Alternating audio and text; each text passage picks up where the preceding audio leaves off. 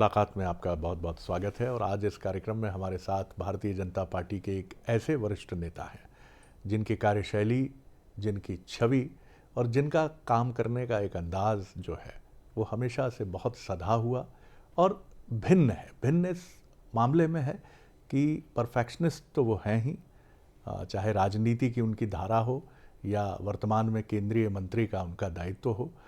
जहाँ भी सांसद के रूप में दमोह के जिस तरह से उन्होंने काम किया है, और उसके पहले भी आप देखें नर्मदा परिक्रमा से लेकर कई बार वो एक ऐसे समाज सेवी के रूप में बदल जाते हैं कि ये ध्यान आना मुश्किल होता है कि ये व्यक्ति एक प्रखर राजनेता है।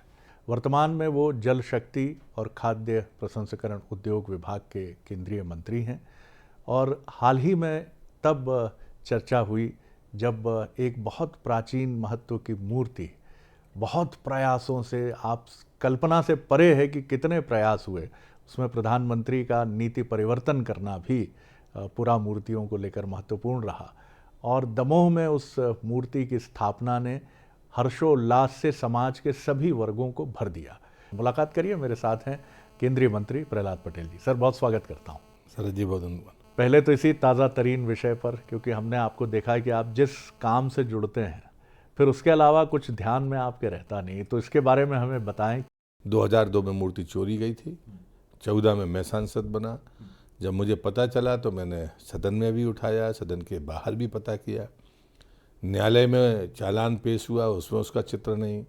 कलेक्टर के पास में जिला कार्यालय में कोई उसका चित्र नहीं।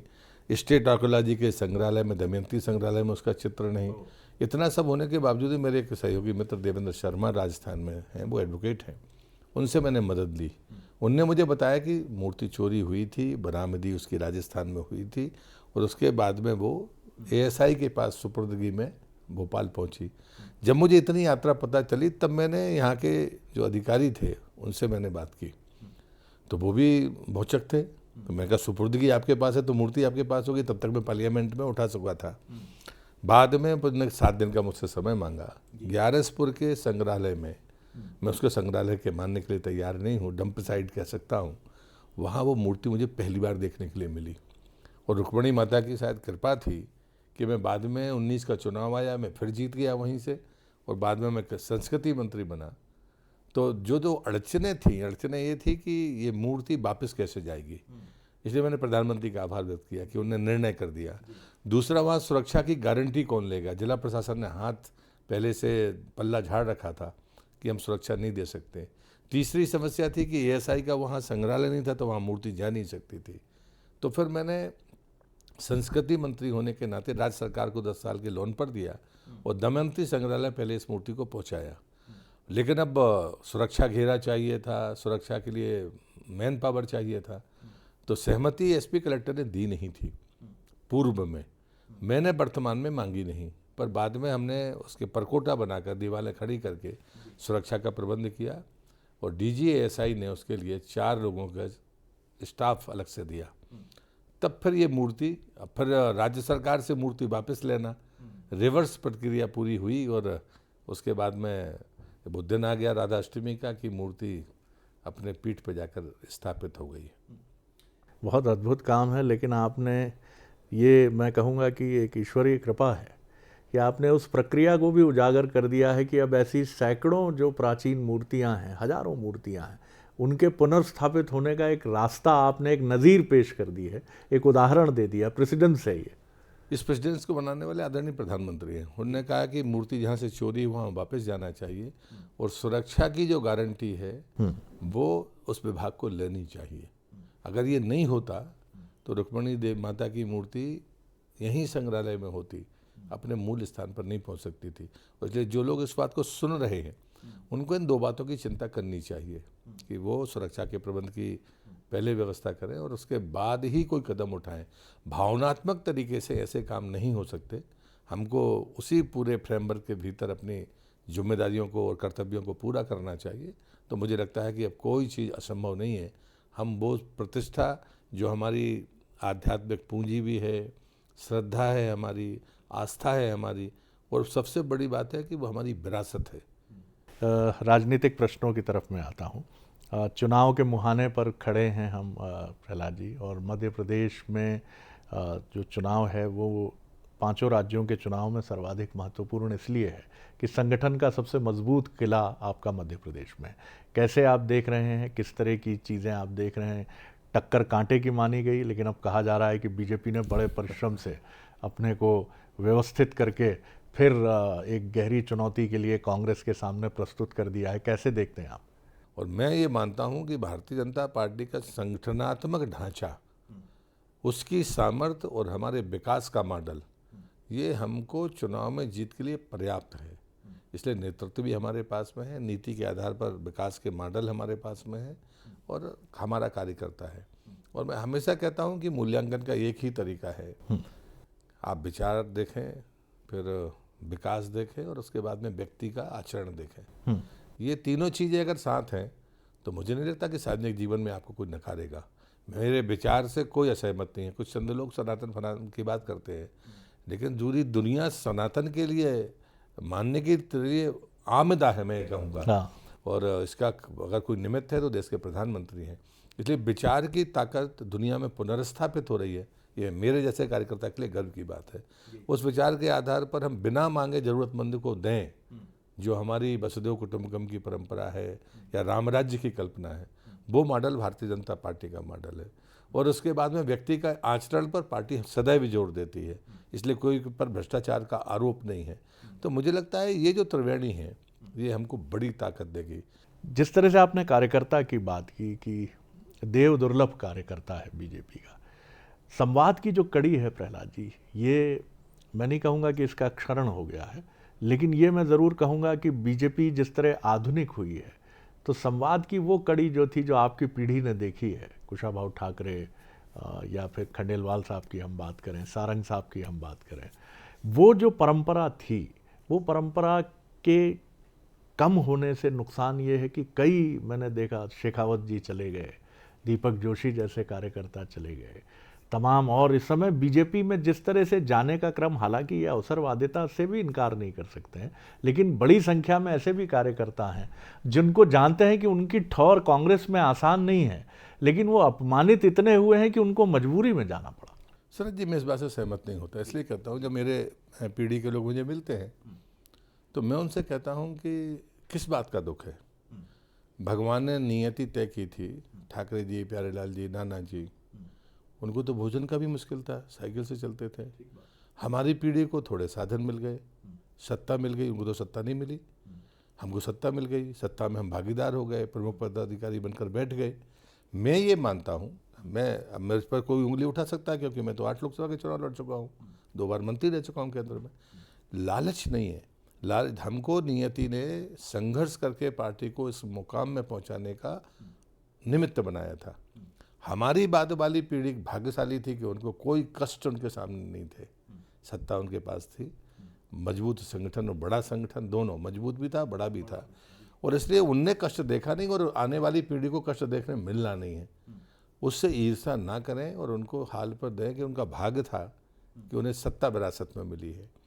तो हम उनसे ये अपेक्षा क्यों कर रहे हैं कि वो हमारी तरह दरी बिछाएंगे, बहुत कष्ट साध्य जीवन जिएंगे। हाँ, विचार की ताकत उनके भीतर हमें सदैव पैदा करते रहना चाहिए। लेकिन कोई इस नाराज़गी के कारण पार्टी छोड़ देता है कि मुझे ये नहीं मिला, मैं उनसे यही विनम्रतापूर्वक कहूँगा कि मुझसे भी पार्टी कहे कि आपको घर जाके बैठना है तो मुझे सम्मान के साथ इसलिए बैठना चाहिए कि मेरी पीढ़ी को जो काम था हमने ईमानदारी से किया, इसी के लिए तो आपको सम्मान मिला है। आज अगर आप हमको, मुझे सम्मान मिल रहा है या मेरी पीढ़ी के लोगों को मिल रहा है तो हमने किया है, इसलिए तो आप ये चर्चा कर रहे हैं। हम ठाकरे जी आज दुनिया में नहीं है, प्यारेलाल जी नहीं है, लेकिन उनकी चर्चा इसलिए कर रहे हैं कि उनसे हमने सीखा और जो उन्हें सिखाया उसी की ताकत थी कि आज हम यहाँ बैठे हुए जी। तो मैं मानता हूँ कि नई पीढ़ी के सामने चुनौतियाँ सदैव रहेंगी कि हम विचार की ताकत को कमज़ोर ना होने दें। यदि कोई धन के लिए राजनीति में आएगा तो धन मिलने के बाद में राजनीति खत्म होगी। कोई यश के लिए आएगा सिर्फ, तो यश मिलने के बाद राजनीति खत्म होगी। कोई पद के लिए आएगा तो पद मिलने के बाद राजनीति खत्म हो जाएगी, यदि विचार नहीं होगा तो। अगर विचार होगा तो शरीर की उम्र खत्म हो जाएगी, उत्साह खत्म नहीं होगा, काम करना बंद नहीं होगा। प्रहलाद जी, एक थोड़ा फिलॉसफी से जुड़ा सवाल है, क्योंकि मैंने आपको भी बहुत नज़दीक से देखा है। राजनीति या जीवन हमेशा एक जैसे नहीं रहते। और एक समय आता है जब आपको ऐसा लगता है कि आप राजनीति की इस दौड़ में कहीं किनारे हो गए हैं।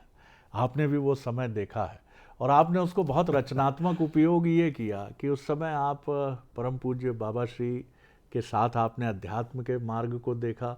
आप एक ऐसे एक्टिविस्ट में बदल गए जो ड्रग्स और इससे प्रभावित लोगों की सेवा में जुट गए। आप नर्मदा परिक्रमा की तरफ चले गए। ये युवा पीढ़ी के राजनेता, इसको आज की पीढ़ी भी या पहले की भी पीढ़ी, मैंने देखा लोग इसको डाइजेस्ट नहीं कर पाते।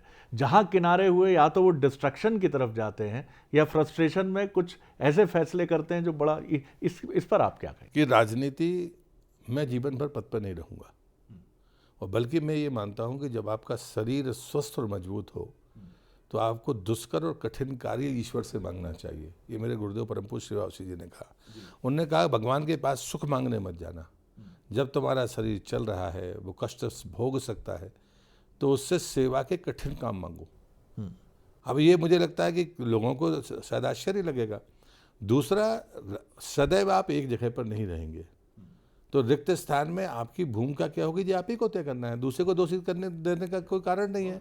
और इसलिए मेरे जो मित्र थे, जब कॉलेज में कोई दोस्त था, तो वो कहते थे कि भाई, सियासी कहते थे कि जब पाप और भजन, जब बात मैं बहुत जिम्मेदारी से अपने दोस्तों को भी कहता हूँ कि पाप और भजन आपको ही ढोना है, ना आपकी पत्नी, बच्चे, कोई नहीं ढो सकता साहब। तो आपको ये तय करना है कि जब आपका रिक्त खाली समय होगा, और अगर आपने उसका विचार नहीं किया कि आपको क्या करना चाहिए, या तो आपको पार्टी काम देगी। अगर पार्टी में भी अगर कोई जिम्मेदारी आपके पास नहीं है, और यदि आप राजनीतिक कार्यकर्ता हैं, तो आपका सामाजिक कर्तव्य कैसे बढ़ सकता है, वो कमज़ोर कैसे पड़ सकता है। और इसलिए सामाजिक हमारे उत्तरदायित्व को या भूमिका को हमें कभी कम करके नहीं देखना चाहिए। राजनीतिक अवसर आपको मिल सकते हैं, वो आपसे बाहर जाएंगे भी, जा सकते वो नहीं कर जाएंगे ही। चुनावी राजनीति और संगठनात्मक राजनीति में हो सकता है कि दोनों जगह पर आपकी भूमिका ना हो, तो इसमें कोई दुखी होने का काम नहीं है। अगर आपका सामाजिक अवलंबन इतना मजबूत है, तो आप अपना तय करिए कि आपको क्या करना है।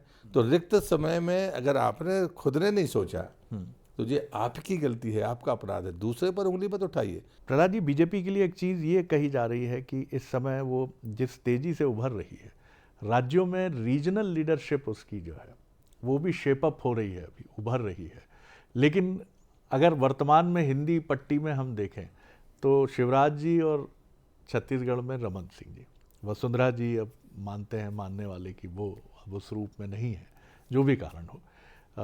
बाकी आप झारखंड की बात करें, हिमाचल की बात करें, कर्नाटक में भी आपको इसीलिए नुकसान हुआ, और भी राज्यों में देखें, हरियाणा की बात कर लें, उत्तराखंड की बात कर लें, तो ये एक ऐसी लीडरशिप है जो पहचान बना रही है, जैसी प्रहलाद जी की है, जैसी कैलाश विजयवर्गीय जी की, जैसी शिवराज जी की है, वो पहचान नहीं है। तो ये आपको राज्यों में आगे आपके लिए चुनौती भी बनेगी, और इसीलिए आपको कहा भी गया, पॉलिटिकल ऑब्जर्वर्स मानते हैं कि राज्यों में बीजेपी को नुकसान हुआ इसकी वजह से। देखिए, लोकतंत्र में चुनाव सारे हमें जीतेंगे, ऐसा लोकतंत्र का ना भाव है, ना मनसा है, और ना हमारी इच्छा है। लेकिन ये सच है कि दुविधा में अगर जब हम हारते हैं एक बड़े लक्ष्य के लिए, कि जब सनातन के खिलाफ जब स्वर उठता है, तो सहरन आ जाती है शरीर में कि पूरी दुनिया सनातन के, हमारे खान पान के लिए दुनिया उमड़ पड़ी है। अब मिलेट्स की मांग कर रही है, और दुनिया के मिलेट्स में 40% हम पैदा करते हैं, जिसे गरीबों का अनाज कहा गया, गरीबों का भोजन कहा गया। ये क्या, कौन लोग थे? ये वही लोग थे जो आज सनातन की आलोचना कर रहे हैं, लेकिन पूरी दुनिया मांग रही है। वेशभूषा की आलोचना हुई, हमारे धोती जो भी पहनावा था दक्षिण से लेकर उत्तर तक, अब पूरे साइंटिस्ट कह रहे हैं कि नहीं साहब, ढीले कपड़े पहनना चाहिए। हमारी जीवन शैली की बात आती है तो अभी G20 में साबित हो गया, जब वसुदेव कुटुंबकम का स्लोगन आया तो सनातन का ही था। लेकिन जो एजेंडा आया, उसके पहले जितनी देशों की अध्यक्षता थी उसमें रीजनल इश्यूज थे, पर ये कहने का साहस कि साहब one earth, one family, one future, पूरे देश कह रहे हैं कि साहब उसके अलावा कोई रास्ता नहीं है। मतलब आप युद्ध की जगह शांति स्थापित करना है, तो हमारे अलावा कोई दुनिया में कहने वाली आइडियोलॉजी है क्या, कोई विचार है, कोई व्यक्ति है, उसका नाम बताइए, हम जानने के लिए चाहते हैं। इतने हजारों साल का इतिहास है। मैंने तो एक जगह ये भी कहा टीवी में कि आप क्या हमसे बात करोगे, हमारे यहाँ कोई अनपढ़ व्यक्ति गांव में कहता है धर्म की जय हो, अधर्म का नाश हो, प्राणियों में सद्भावना हो, विश्व का कल्याण हो। मैंने कहा आप कहाँ की बातें करते हो? और वहाँ पर स्वर आए कि सनातन को ख़त्म कर देना चाहिए। आपत्ति यहाँ पर है। गुलामी के कारणों को जानना पड़ेगा। हम आर्थिक रूप से गुलाम नहीं थे। हमारी सांस्कृतिक विरासतों को ध्वस्त किया गया, हमारी भावनाओं को तोड़ा गया।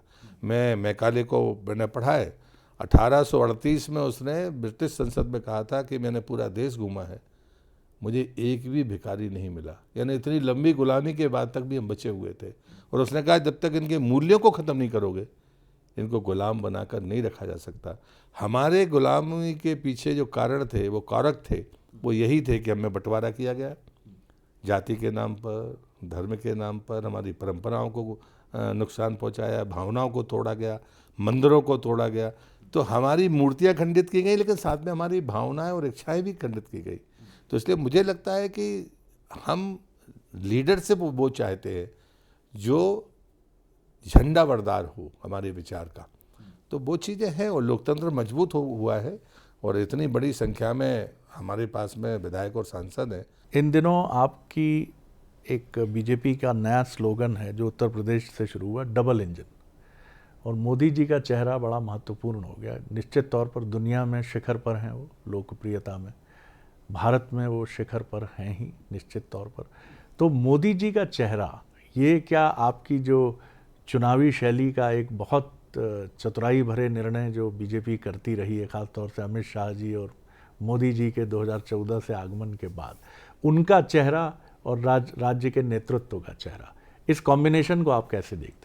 मुझे लगता है कि लोगों को लगता है कि भाजपा की सरकार होगी तो उसको ज़्यादा पैसा सरकार दे देगी। इस गलतफहमी को भी मैं दूर करता हूँ। ये मोदी हैं जिनने पैसा सबको दिया बराबर, और जब ये खर्च नहीं कर पाए तो पिछले साल मेरे पास 70,000 करोड़ सिर्फ एक योजना में था, जल जीवन मिशन में, उसी का मंत्री, मध्य प्रदेश नहीं पूरे देश के लिए। और उसके बाद सरकारें कुल 22,000 करोड़ ही विड्रा कर पाई थी। हर तिमाही में प्रधानमंत्री चेक करते हैं। उन्होंने कहा ये कैसे?